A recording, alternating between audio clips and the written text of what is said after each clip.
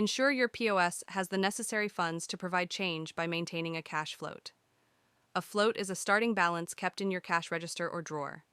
To make use of this feature, simply do the following. Log in to the point of sale using your unique access code or by scanning your fingerprint. Navigate to the Functions menu on the Sales Overview screen. Select the Maintain Float function. Choose the correct entity type for your action. This can be either employee, till, or store cash up. This will be the cash up float that is either increased or decreased. Review the current float amount to ensure you are adjusting the correct float. Enter the adjustment amount. Finally, click on either Add or Remove to finalize.